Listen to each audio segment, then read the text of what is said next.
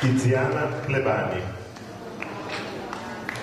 Mentre Tiziana sale al podio, io vi ricordo questo: Sinistra Ecologia e Libertà è un partito, è un movimento che non ha grandi mezzi finanziari. Noi cogliamo questa occasione anche per una sottoscrizione, poi insomma ci sarà qualcuno fuori. Volevo semplicemente ricordarvi questo. Grazie. Diana. Allora, tanto che bella sala, che felicità.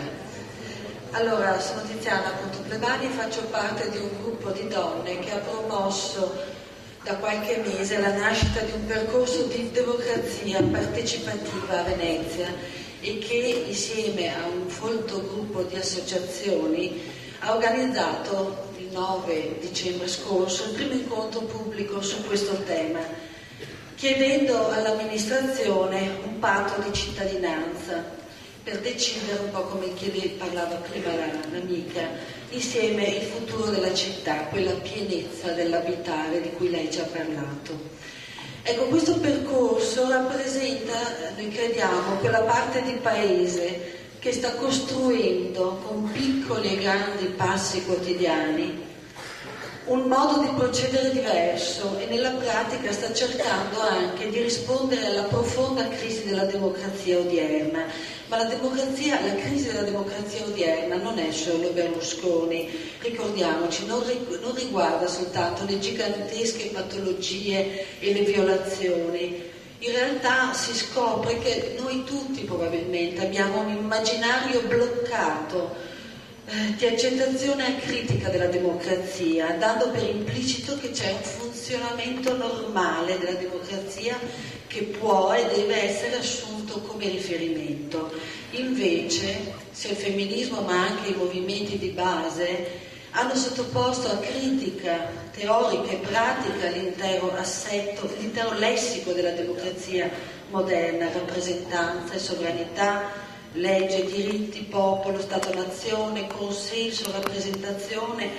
voto, maggioranza, decisioni, partiti e pluralismo politico. Del resto io ricordo sempre che la democrazia nasce in Grecia ed erano escluse le donne e i lavoratori, gli schiavi, quindi già è una democrazia imperfetta già all'origine. Dunque, ma anche nel cuore stesso della democrazia, appunto, come abbiamo detto, il protagonista è l'individuo cittadino, assessuato e universale, invece siamo uomini e donne e persone tutte diverse. Allora questo genere corrente di democrazia chiede al cittadino neutro solo questo: un voto, una delega, un leader. E invece c'è bisogno estremo di far crescere un'altra cultura, la cultura della democrazia partecipativa, quello che all'estero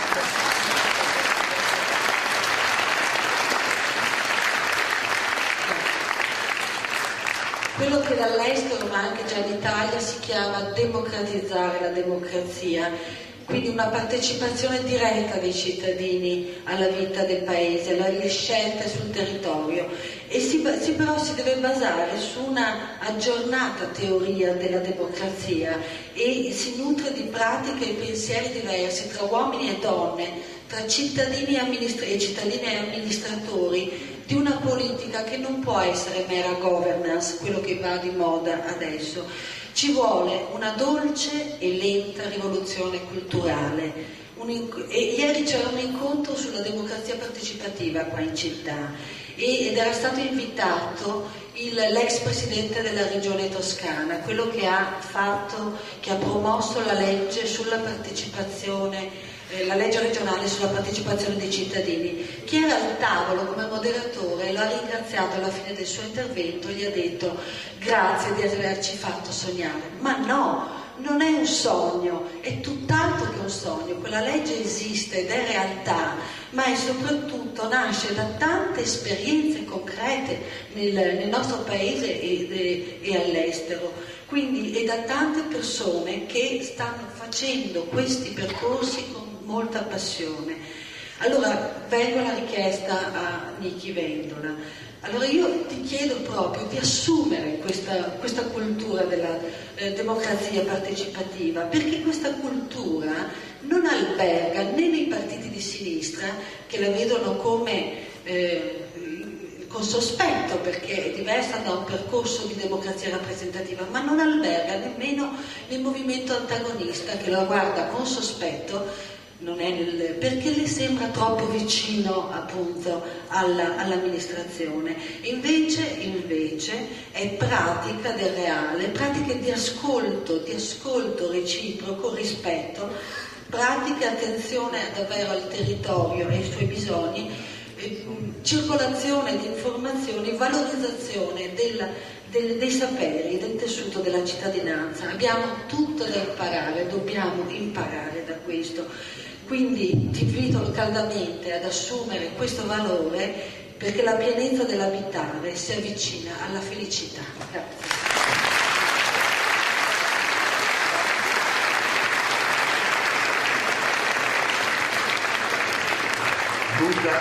Luca Trevisano.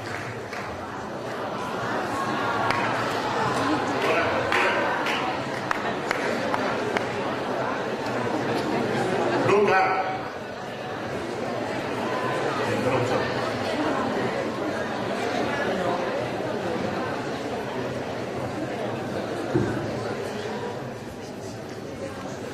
Voglio portare un contributo a un'assemblea importante, partecipata. Aspettiamo di sentire veramente Niki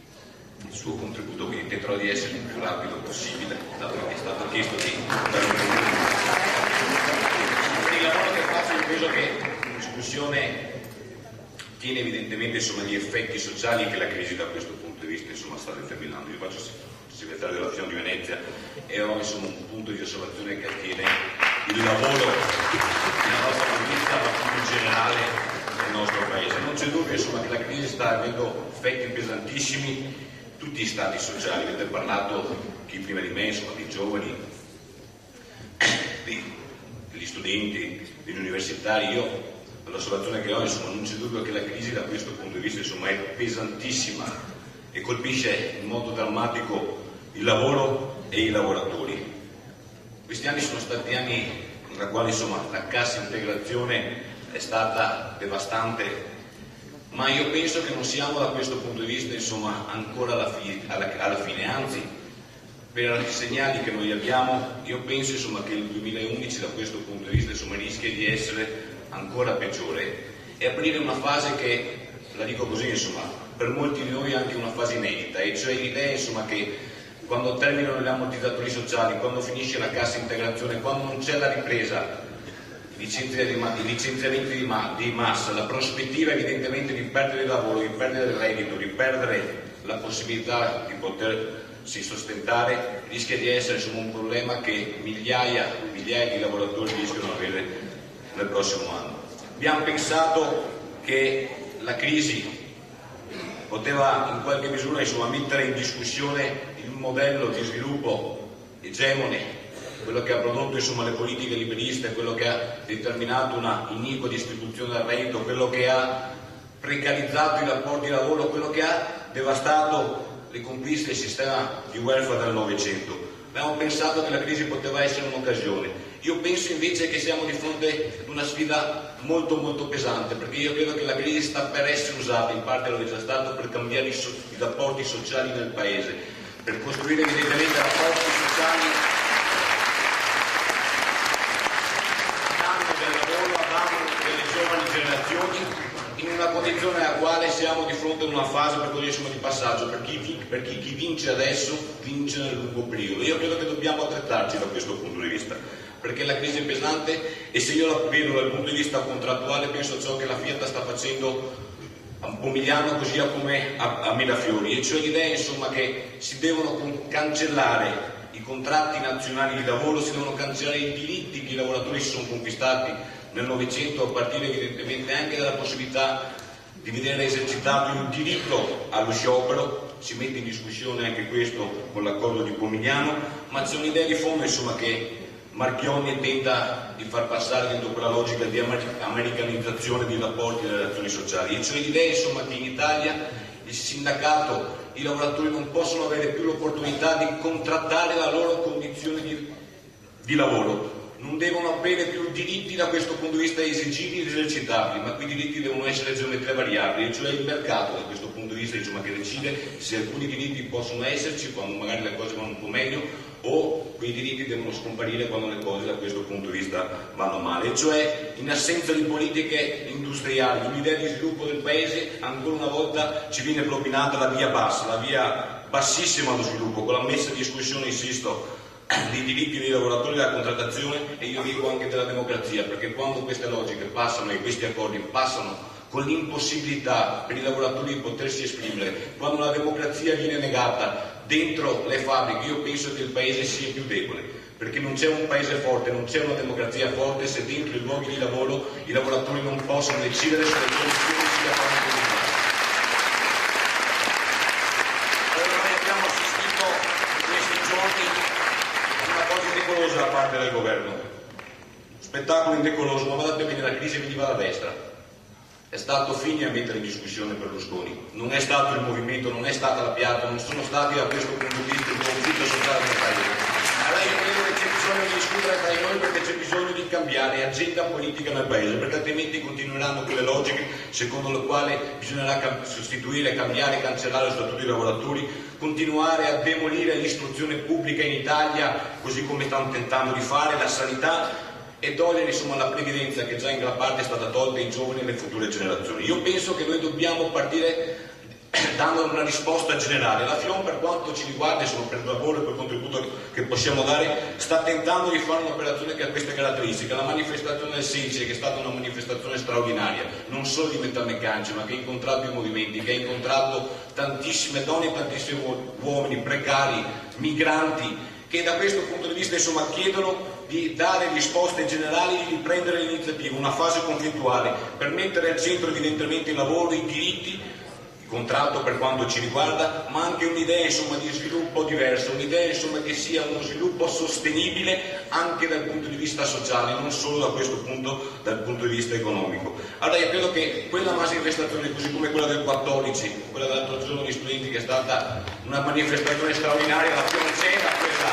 manifestazione di proporre evidentemente un tema, e chiudo su questo punto, che credo insomma occorrerà affrontare, perché è un tema tutto politico da questo punto di vista. Chi è che è in grado, come si intercetta il disagio sociale che c'è nelle fabbriche, come si intercetta il disagio sociale che c'è nel paese, come si articola una proposta alternativa, come si rappresenta politicamente nelle condizioni date questo movimento che chiede evidentemente di essere rappresentato. Il 16, e chiudo, è stato un'occasione, noi diamo il nostro contributo in democrazia, partecipazione. Io penso che ci vuole coerenza sia quando affrontiamo queste questioni dal punto di vista politico, sia quando le affrontiamo dal punto di vista sociale. Battere Berlusconi è importante, battere il berlusconismo è per me indispensabile.